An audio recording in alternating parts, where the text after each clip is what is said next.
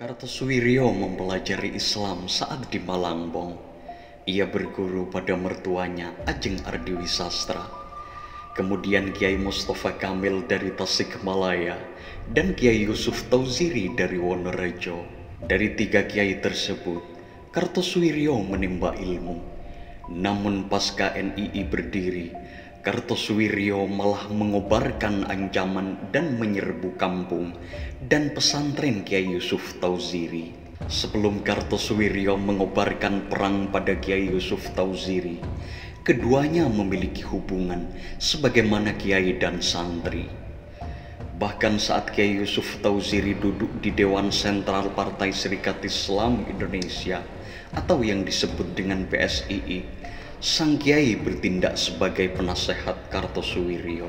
Pada 1936, PSII menggelar Kongres ke-22 di Batavia. Kartosuwiryo terpilih menjadi ketua partai pada Kongres ke-24.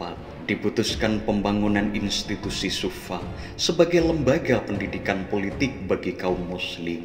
Namun rencana tinggal rencana. Lembaga pendidikan dan kaderisasi tersebut tak jadi berdiri akibat terjadi perpecahan di tubuh PSII pada tahun 1939. Perpecahan di tubuh PSII memuncak pada 1940. Kartosuwiryo berseberangan dengan para petinggi partai.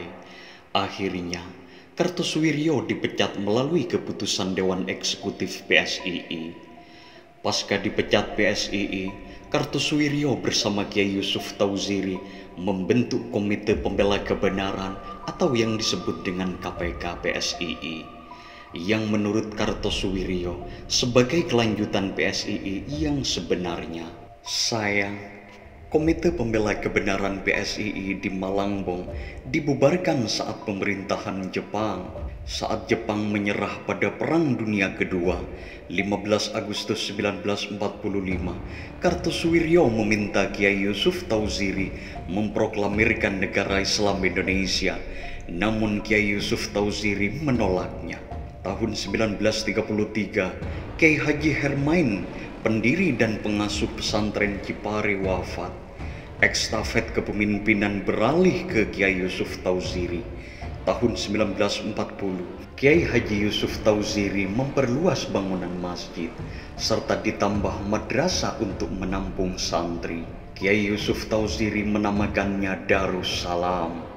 Masyarakat sekitar menyebutnya pesantren Darussalam Cipari. Saat Kartosuwiryo mendirikan DITIE, eksistensi pesantren Darussalam terancam. Kartosuwiryo yang awalnya menjadi santri Kiai Yusuf Tauziri sekaligus berkolaborasi mendirikan Komite Pembela Kebenaran PSII pecah karena perbedaan pendapat.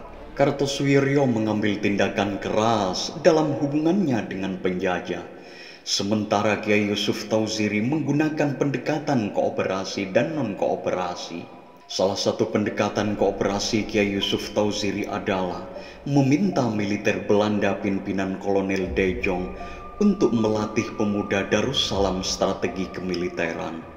Tujuan Kiai Yusuf melakukan tindakan tersebut adalah memanfaatkan keahlian belawan yang selanjutnya digunakan untuk memukul lawan. Permintaan pelatihan militer dikabulkan oleh Kolonel De Jong, sekalian supaya dapat membantu Belanda memerangi DITIE. Pelatihan tersebut berjalan hingga tahun 1949. Bagi DITIE, apa yang dilakukan pesantren Darussalam Cipari merupakan tindakan menabuh ganderang perang, hal yang tidak bisa dimaafkan. Salah satu ekspresi kebencian DITIE adalah menyerang Darussalam dengan melontarkan bom sambil menyindir dan menghina. Rasakan mentega dari Wilhelmina. 30 Januari 1949, pasukan DITIE menyerang pesantren Darussalam dan penduduk Cipari. Rumah penduduk digeledah, 30 orang laskar Darussalam ditangkap.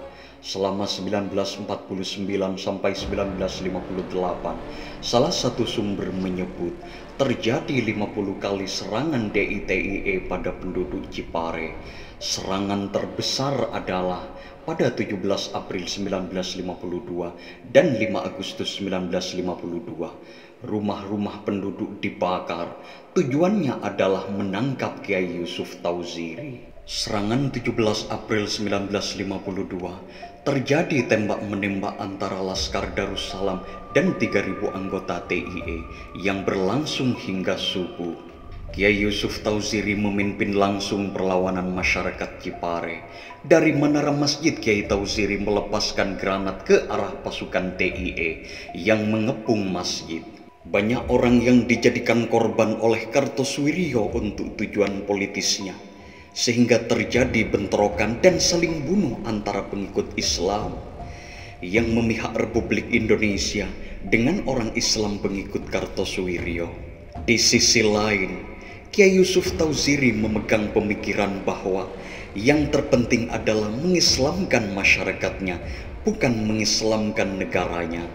Kiai Yusuf Tauhziri sering berkata di depan pasukannya, kalau rumah rusak di antara salah satu tubuh rumah seperti pintu, jangan dirusak semuanya, tetapi pintu saja diperbaiki, dan jangan pernah membuat rumah di dalam rumah.